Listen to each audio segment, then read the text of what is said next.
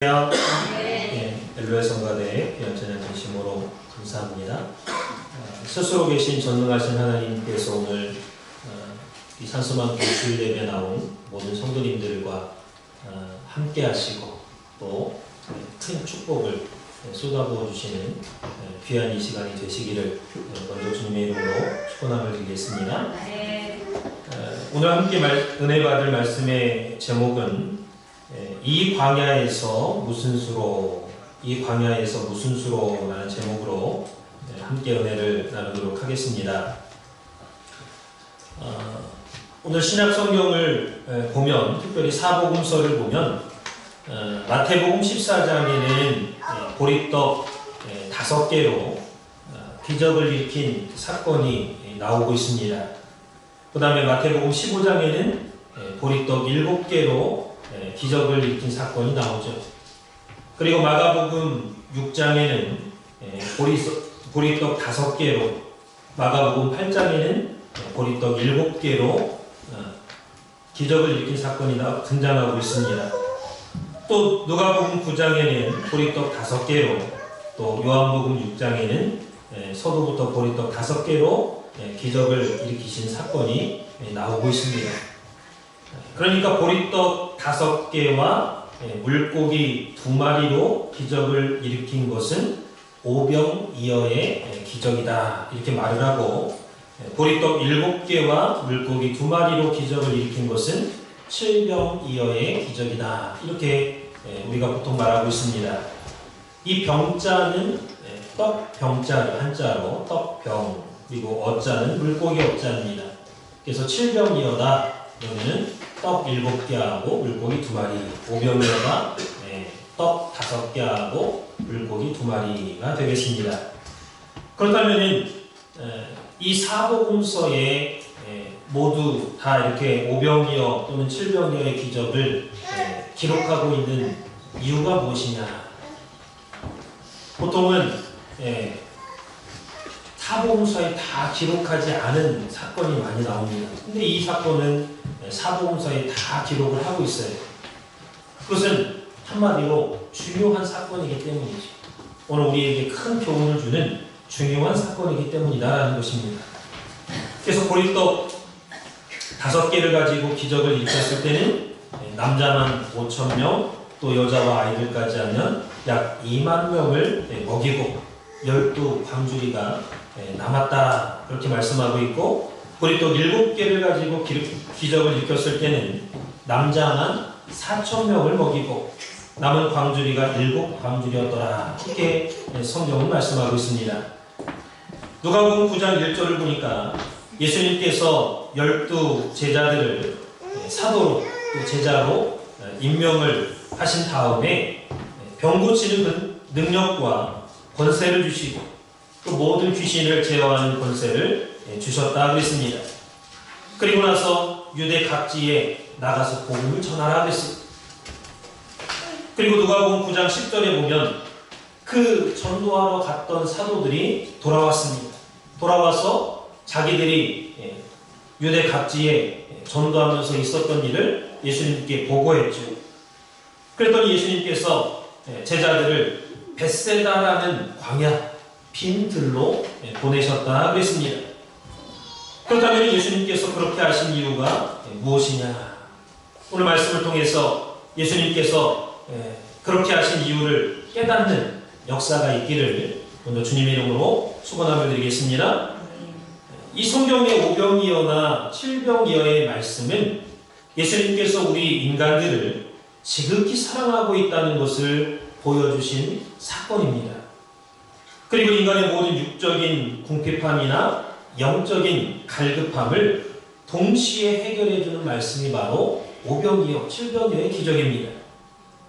그래서 요한복음 6장 35절에 보면 예수님께서 내가 곧 생명의 떡이다, 내게 오는 자는 결코 줄이지 않는다, 나를 믿는 자는 영원히 목마르지 아니하리라, 나를 먹어야 산다는 거예요.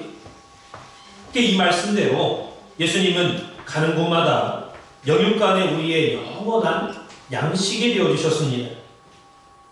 또 우리의 모든 문제를 해결해 주시고 우리에게 만족감과 모든 부요의 축복을 안겨주시는 분이셨다라는 것을 성경은 말씀하고 있습니다.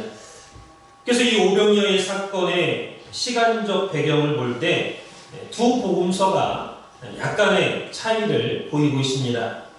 마가복음에는 마가복음 6장 30절에 보면 전도를 나갔던 제자들이 돌아와서 보고를 하죠. 그 다음에 보고를 한 다음에 따로 한적한 곳으로 배를 타고 가는데 사람들이 쫓아오는 거예요. 계속 도보로. 배를 타고 제자들하고 예수님은 한적한 곳으로 가고 사람들은 막 쫓아가는 거예요. 그게 먼저 배보다 먼저 도착했습니다. 예수님께서 그들을 보고 불쌍히 여기사 가르치셨다 하겠습니다. 가르치다 보니까 날이 저물었어요. 자기가 무리를 그 다음에 그래서 오병이어의 기적을 일으키시죠. 그리고 나서 마가복음 6장 45절에 보니까 예수님께서 즉시 제자들을 재촉해서 자기가 무리를 보내는 동안에 배 타고 벳세다로 빨리 가라. 재촉해서 보냈다고 했습니다. 벳세다로. 광야죠. 그 다음에 예수님은 기도하러 산으로 올라가셨다. 이렇게 기록을 하고 있습니다. 그런데 누가복음 9장 10절 보니까 제자들이 돌아와서 전도하는 것을 보고 봤죠.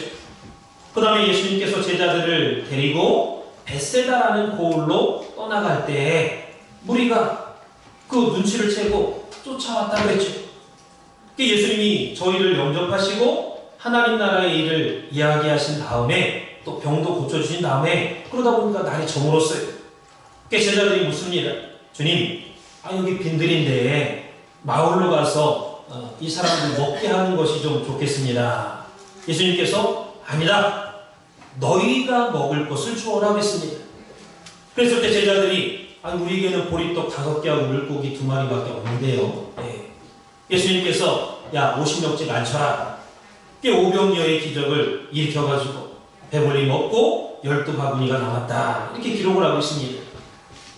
그러니까 쉽게 말씀드리면 마가복음에서는 전도한 것 보고 받고 따로 한적한 곳으로 배를 타고 가서 오병이어의 기적을 일으켰다. 그리고 제자들을 재촉해서 벳세다로 가게 하셨다. 이렇게 말씀하고 있고 누가복음에서는 보고를 받은 다음에 예수님께서 제자들을 데리시고 따로 벳세다로 떠나셨고 사람들이 쫓아와서 벳세다에서 오병이어의 기적을 일으켰다. 이렇게 좀 다르게 말씀을 하고 있습니다. 근데 중요한 것은 이 오병이어의 기적을 일으킨 곳이 어디냐 하는 것이 아닙니다. 그게 아니라 오병이어의 기적을 일으키기 전에 전도 보고를 받고 난 다음에 다시 제자들과 같이 있지 않았다라는 거예요. 제자들을 재촉해가지고 황량한 광야로 빈들로 가게 하셨다라는 사실입니다. 그래서 오늘 설교의 포인트는 왜 예수님께서 귀신을 쫓아내고 능력을 행하고 자신감이 충만해져 있는 예수님 전도하니까 정말 능력이 나타났습니다. 귀신이 쫓아나가던데 쫓겨나던데 자신감이 충만해져 있는 제자들을 황량한 광야로 내몰아서 오병이어의 기적을 체험하도록 하셨느냐 하는 것입니다. 그것은 주님께서 당신이 어떠한 분인가 하는 것을 깨닫게 해주기 위해서 일부러 제자들을 한적한 곳 광야 빈들로 내보내셨다라는 것입니다. 여러분 다같이 마가복음 6장 30절에서 34절 말씀을 읽도록 하겠습니다. 한번 펴보시기 바랍니다. 마가복음 6장 30절에서 34절 말씀 한 목소리로 같이 읽겠습니다. 마가복음 6장 30절 말씀 시작. 사도들이 예수께 모여 자기들이 행한 것과 가르치신 것을 낱낱이 고하니 이르시되 너희는 따로 한적한 곳에 와서 잠깐 쉬어라 하시니 이는 오고 가는 사람이 많아 음식 먹을 겨를도 없습니다. 이에 배를 타고 따로 한적한 곳에 갈새 그 가는 것을 보고 많은 사람이 저희의 입을 안지라. 모든 고을로부터 급으로 그곳에 달려와 저희보다 먼저 갔더라. 예수께서 나오사 큰 무리를 보시고 그 목자 없는 양 같은 인하여 불쌍히 여기사 이에 여러 가지로 가르치시더라. 그래서 이 말씀을 보면은 인간적으로 볼 때는 굉장히 귀찮죠. 피곤하고. 식사할 겨를도 없어가지고 사람들이 없는 광야 한적한 곳으로 배를 타고 도망가듯이 떠나는데 사람들이 거기까지 쫓아오는 거예요. 쫓아와서 우리 병 좀 고쳐주십시오. 우리에게 귀한 말씀 좀 들려주십시오. 계속 쫓아와.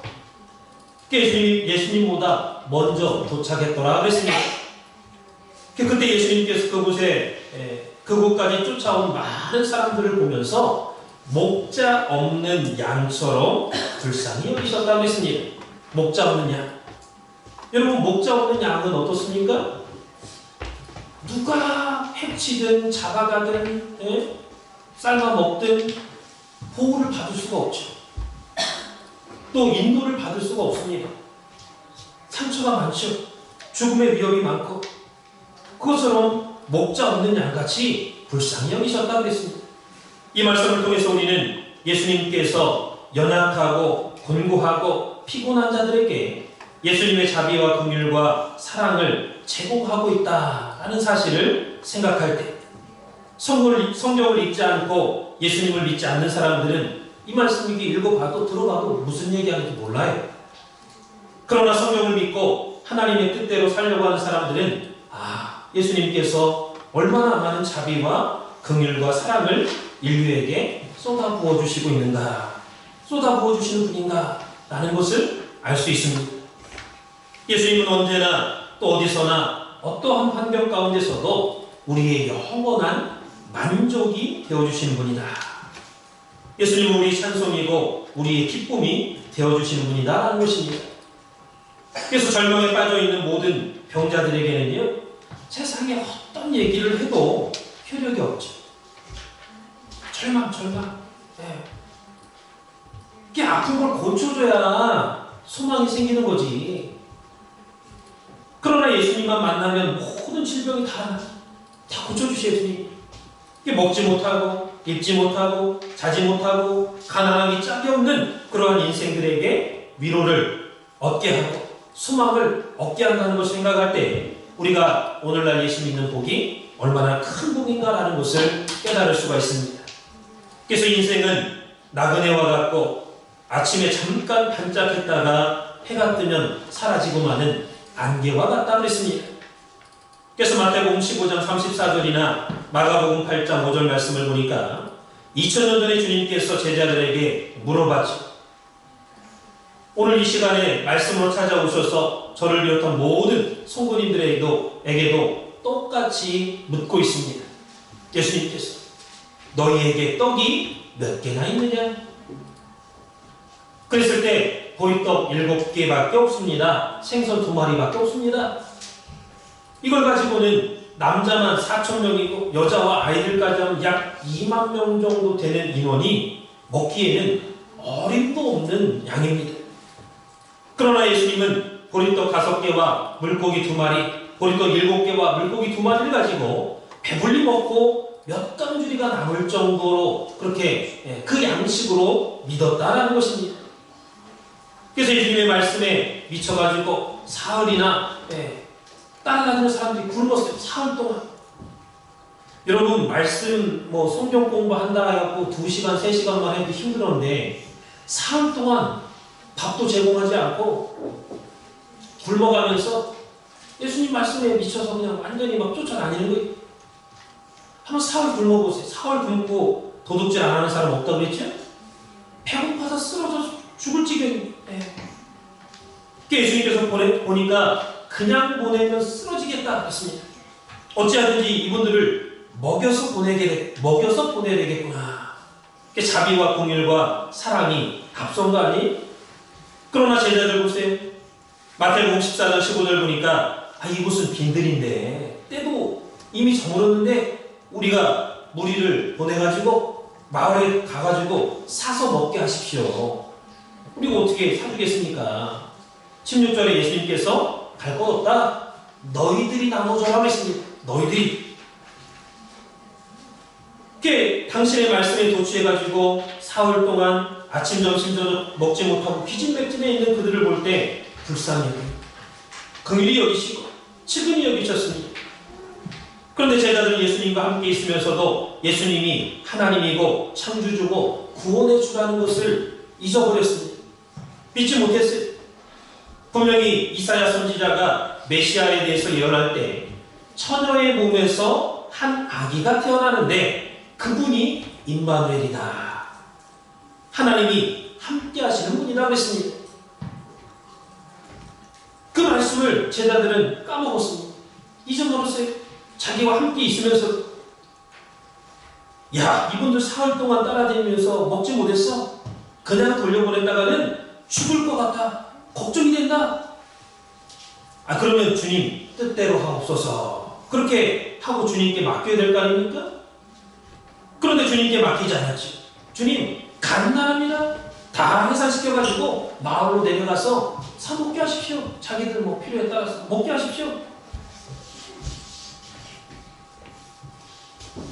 그 주님은 사람들의 마음의 상태와 몸의 상태를 아시고 가다가 쓰러질까봐 문제를 해결해 주시려고 말씀하신 건데 제자들은 그렇게 말하는 거예요.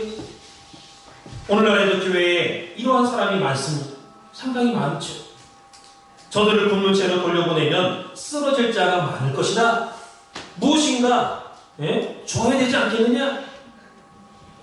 제자들이 배락하기를 이 빈들에서 누가 무슨 수로 이렇게 많은 사람들에게 빵을 먹여서 기력을 차리게 할 수가 있겠습니까? 예수님 여기는 광야입니다. 상점도 없고 파는 곳도 없고 빈들입니다. 빵을 파는 데가 없습니다. 예수님이 광야인 줄 몰라서 그렇게 말씀하셨을까요? 분명히 마태복음 15장은 광야라고 나와 있고 마태복음 15장은 광야라고 나와 있고 14장은 빈들이라고 나와 있죠. 이 빈들에서 누가 무슨 수로 이 많은 사람들을 먹이겠느냐? 그 제자들 보세요. 첫 번째는 환경이 나쁘다는 것을 얘기했습니다. 예수님 여기는 빵을 구할 수 없는 빈들입니다. 두 번째는 빵을 구할 방법이 없다고 했습니다. 빵을 판다고 한들 누가 무슨 수로 구하겠습니까? 여기 있는 사람들 다 가난한 사람들입니다. 부자 하나도 없습니다. 누가 무슨 수로 빵을 사오겠습니까? 한마디로 전적인 부정입니다. 안 됩니다. 절대로 안 됩니다. 전적 부정. 예수님은 믿는 자에게는 능치 못함이 없느니라 이렇게 말씀했는데 제자들은 철저한 부정, 완전한 부정, 절망, 불가능을 선언하는 안 됩니다. 될 수가 없습니다. 그러니까 믿음이 없고 기도가 없는 그러한 교회, 그러한 개인은요 예수님께서 뭐라고 했느냐? 패역한 세대라 그랬어요. 패역한 세대. 이 패역하다는 말은 썩고 또 썩어서 문드러지고 냄새가 난다. 믿음이 없습니다. 자기 생각만 있죠. 마태복음 17장 17절이죠. 그래서 저와 여러분이 각자 한번 자기 자신을 돌이켜보시기 바랍니다. 내가 진정으로 믿는 사람이냐? 어려움이 닥쳤을 때에, 어려운 일이 있을 때에 그 문제를 놓고 믿음으로 기도했느냐? 믿음으로 기도할 생각을 했느냐? 이성적으로 생각해서 안 된다고만 생각했느냐? 마태복음 15장 33절 볼 때 제자들이 가로되 광야에 있어 우리가 어디서 이런 무리에 배부를 만큼 떡을 얻으리까? 그러나 이 제자들의 생각과 하나님의 생각은 달랐죠. 중요한 것은 이 사람의 생각은 부서지고 무너지고 완전히 깨져야 된다는 사실입니다. 갈라디아서 2장 20절 보면 내가 그리스도와 함께 십자가에 못 박혔나니 그런즉 이제는 내가 산 것이 아니요 오직 내 안에 그리스도께서 사신 것이라 그랬습니다. 그래서 믿음의 성도는 내가 사는 게 아니라 예수 믿고 난 다음에는 예수를 믿는 믿음으로 살아야 된다. 믿음으로 생각하고 사물을 보고 어떤 사건을 보고 믿음으로 기도해야 된다. 그 말이죠. 그러므로 자기 상식이나 자기 경험이나 자기 생각은요 완전히 부서지고 깨지고 없어져요. 이게 쉽지 않죠. 이 땅에 살아가는 나그네 인생들은 자기 자신의 한계가 있다는 것을 알아야 됩니다. 내가 다 할 수 있는 것 같아도요, 한계가 있는 한계가. 근데도 내가 하겠습니다. 나한테 맡겨주십시오. 그러한 목사, 그러한 장로님들 많죠. 그러나 주님은 제자들에게 인간의 한계성을 지적하셨습니다. 야, 너희에게 떡이 몇 개나 있느냐? 제한된 인간들, 한계가 있는 인간들, 숫자나 따지고 있는 자들을 향해서 너희에게 떡이 몇 개나 있느냐? 이렇게 물으신 것은 인간들이 아무리 많이 가지고 있다 할지라도 자기를 위해서 가지고 있는 소유가 얼마 되지 않는다라는 것을 지적하고 있는 말씀입니다. 인생이 보유하고 있는 이 자기 소유는 수십조라 할지라도 불과 몇 개로 셀 수밖에 없는 보잘것없는 숫자입니다. 하나님 보실 때. 그러니까 저들이 대답한 거 보세요. 떡 7개밖에 혹은 5개밖에 없는데 생선 2마리밖에 없습니다. 이 보리떡 7개, 생선 2마리. 그걸 계속 자기가 가지고 있어 보세요. 밤낮 그 모양이죠. 불어나지도 않고 늘어나지도 않고 그냥 떡 7개, 생선 2마리 그냥 그대로 있는 거죠.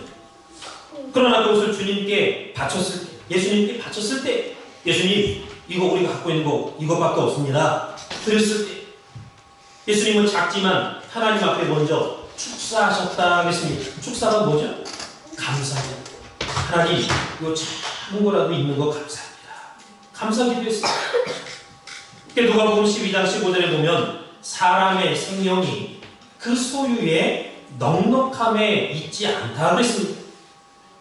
부자라고 해서 잘 살고 생명이 막 부유하고 생명이 있고 보람이 있고 그게 아니라는 거예요.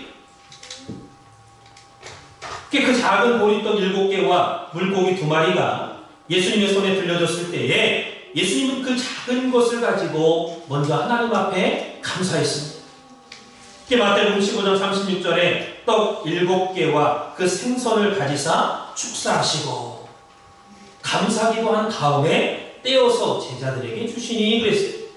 그래서 제자들한테 줬다 그 말이에요. 사랑하는 성도 여러분, 진정한 감사가 기적을 낳는다라는 것을 기억하시기 바랍니다. 오늘날 교회를 돌아볼 때 오랫동안 신앙생활한 사람일수록 오히려 하나님 앞에 깍쟁이가 많아요. 인색합니다. 헌금 안 해.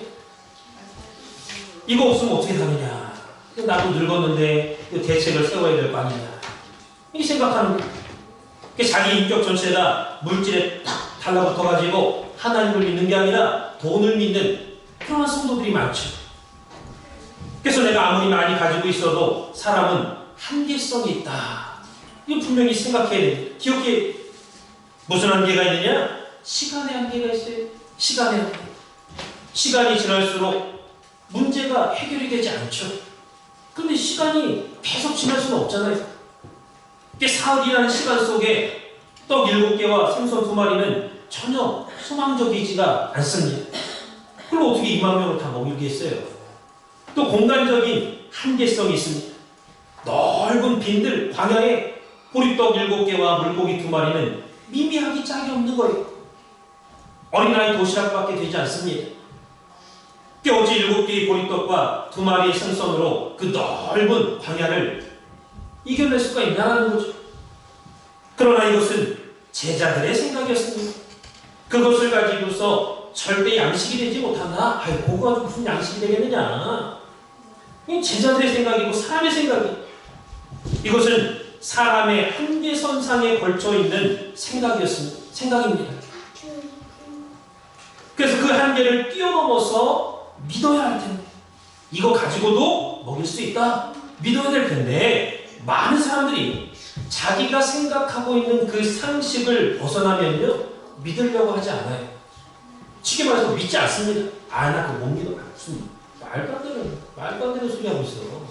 안 믿어요. 그러나 믿지 못하는 사람은 불쌍한 사람이죠. 하나님을 알되 하나님께 영광을 돌리지 않는 사람입니다. 내가 믿을 때 영광이 되는 거지. 내가 아무리 목사고 장로, 권사고 아무리 직분자고 뭐합니까? 내가 믿지 않으면 영광이 안 되는 거예요. 믿을 때 하나님 앞에 유익이 되고 영광이 되는 거지. 저와 여러분이 이성적으로 생각하고 또 현실적으로 생각하고 합리적으로만 생각해가지고 믿지 못할 때가 많아요. 이성적이고 현실적이고 합리성만 따지면요 믿음이 설 자리가 없어요.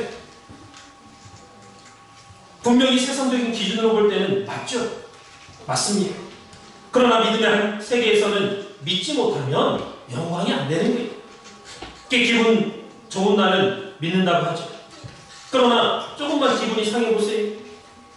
받은 바 은혜를 내동댕이 치고 잊어버리는 것이 우리 인간들입니다. 아까 말씀했죠? 먼 길을 지금 걸어왔습니다. 시간이 없습니다. 이미 나이 저물었어요. 그 넓은 광야를 통과할 때 어떻게 보리떡 7개 하고 생선 2마리 가지고 이 뭐 어떻게 되겠느냐, 이거 가지고 무슨 보탬이 되겠느냐. 완전한 불신입니다. 하나님 하자도 없는 사람들이 안 믿어. 사랑하는 성도 여러분, 여러분이 소유하고 있다고 생각하는 것들을 믿지 마시기 바랍니다. 내가 가지고 있는 지식, 내가 지금 가지고 있는 건강, 나 건강하다. 내가 가지고 있는 재산, 내 자녀, 내 아내, 내 친구, 이 모든 것들은 하루아침에 잘못될 수가 있어요. 이 모든 것들은 오늘 본문에 나오는 실로 보잘것없는 보리떡 7개와 생선 2마리에 지나지 않는 것들입니다. 그것이 나와 이웃들을 만족하게 해줄 수 있습니까? 사람은 그 생명이, 만족이 절대로 그 소유에 넉넉함에 있지 않다고 했습니다. 내가 많은 걸 가지고 있다고 해서 내 생명이 더 존귀해지고 내 생명이 더 좋게 되고, 그게 아니라는 거예요. 그러므로 저와 여러분이 나는 보리떡 몇 개, 생선 몇 마리 그저 가지고 있는 사람이다, 이렇게 생각하는 게 속 편하죠.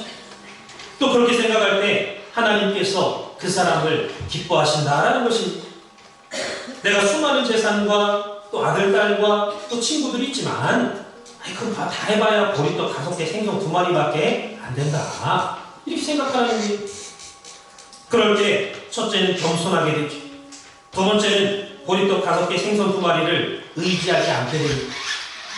세 번째는 하나님이 쓰시고자 할 때 냉큼 하나님 앞에 드릴 수가 있는, 주님의 손에 드릴 때 많은 사람을 살리는 놀라운 기적이 나타난다라는 사실이죠. 그러나 사람들은 그걸 몰라요. 이거 내 도시락인데요? 어린아이가 이거 내 도시락인데 내 건데요? 이거 내가 먹어야 되는데요?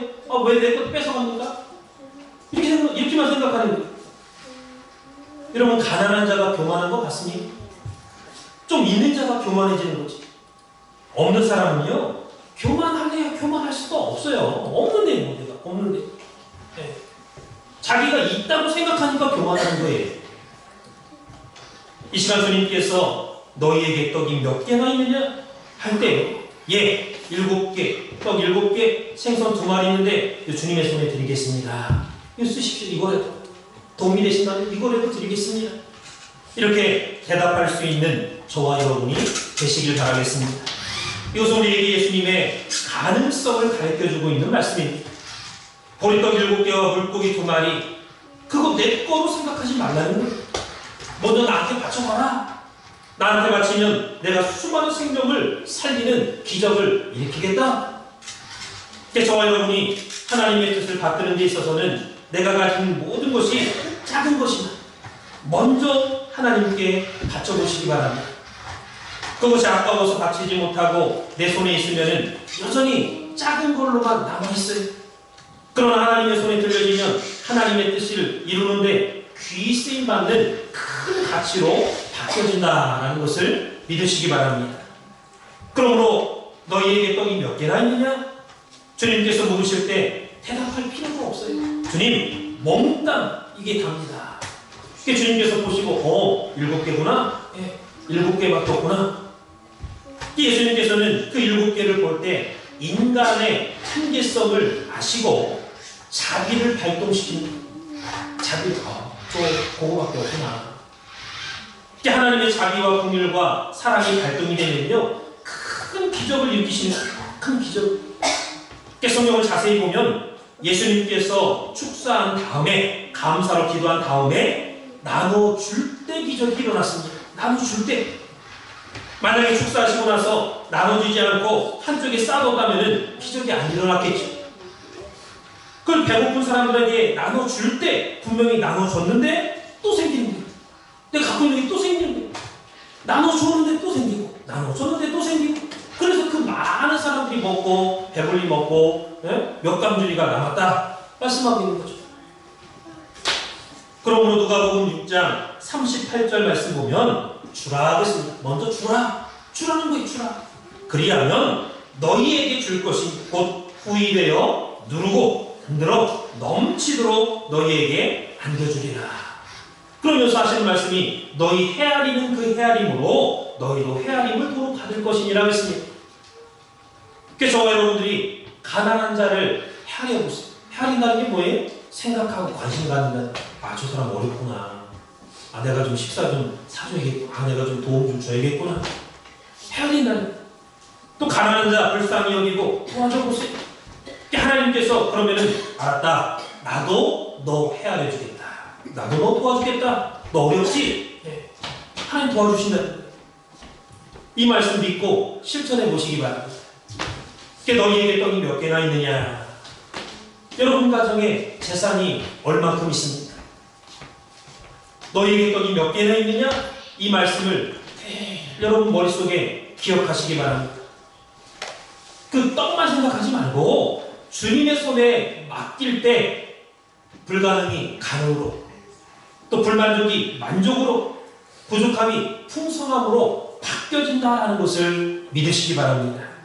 저와 여러분이 교회 생활할 때 하나님을 사랑하고 또 하나님의 뜻을 받드는 데 있어서는 자기가 갖고 있는 지식이나 직분이나 돈을 좀 동원해야 돼.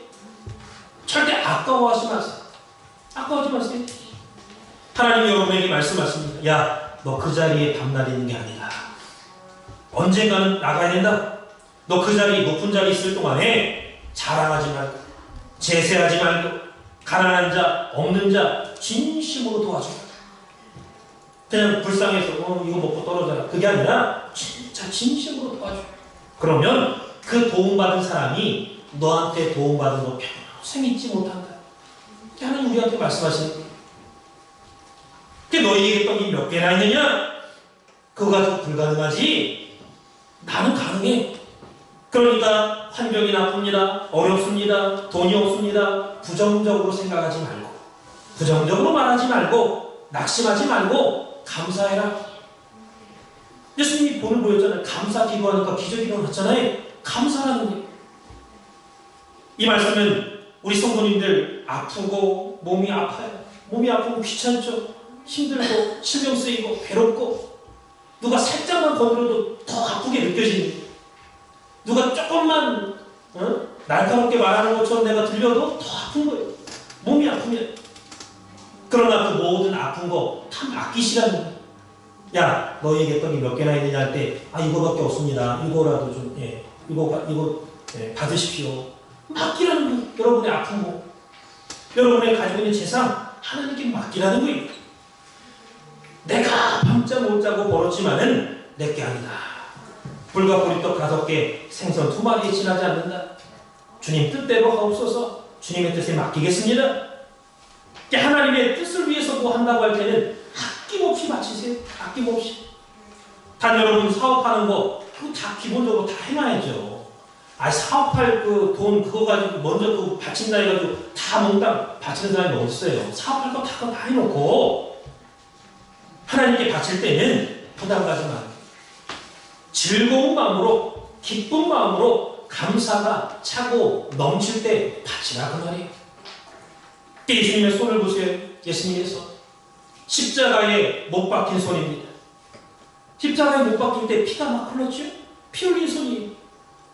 그 다음에 죄인을 용서해 주시는 용서의 손입니다. 문둥이를 어루만졌던 사랑의 손입니다. 그러한 예수님의 손을 여러분들이 붙잡으시기 바랍니다. 결론적으로 이 예수님의 손은 풍부한 손이죠. 예수님은 해결사예요. 해결사. 문제를 해결해 주시는 거예요. 마가복음 5장 22절에서 42절 말씀을 보면 회당장 야이로의 딸을 고쳐주신 사건이 나오죠. 회당장에 예수님 찾아와서 예수님, 내 딸이 죽게 됐습니다. 반드시 빨리 와서 좀 고쳐달라. 지나가는데 예수님의 옷자락을 한번 만지면 내가 낫겠다 하는 믿음으로 12의 혈압증을 앓는 여인이 만지는 사건이 나왔죠. 지나가 빨리 지금 야이로의 딸을 고치러 가는데 시간을 자꾸 끄는 거예요. 그러나 그 딸을 만지기만 해도 고침받겠다는 그 혈압증 앓는 여인을 고침받았죠. 그리고 이제 가는데 당신의 딸이 죽었습니다. 연락이 왔어요. 그러니 더 이상 예수님 괴롭히지 말라고 수근수근하는 걸 예수님이 들었습니다.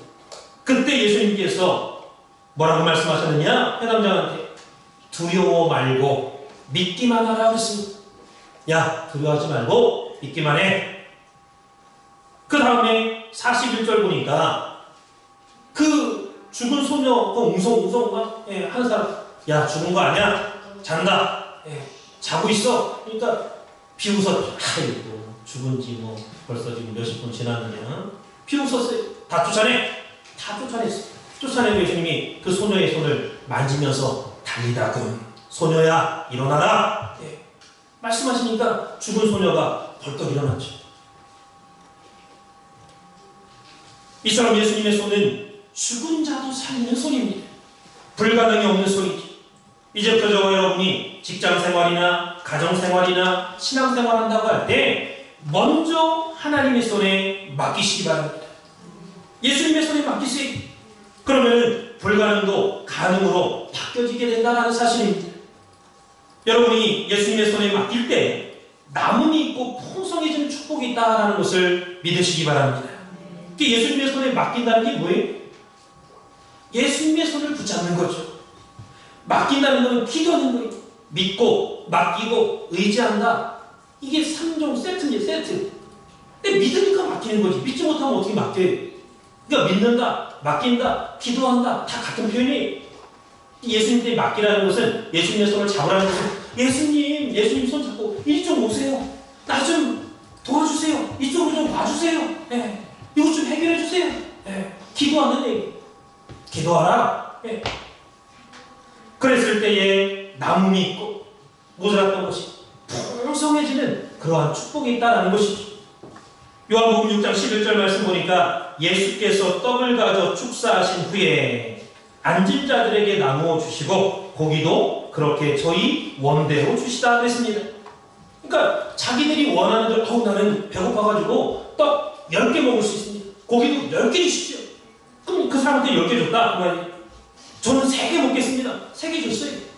배불리 먹고 사람의 키보다 더 큰 바구니에다가 12광줄이나 남았더라 그랬습니다. 야, 그 찌꺼기라도 그거 버리지 마라. 버리지 말라는 거예요. 우리는 뭐 그냥 먹다 남은 부스레기 버릴 때가 많죠.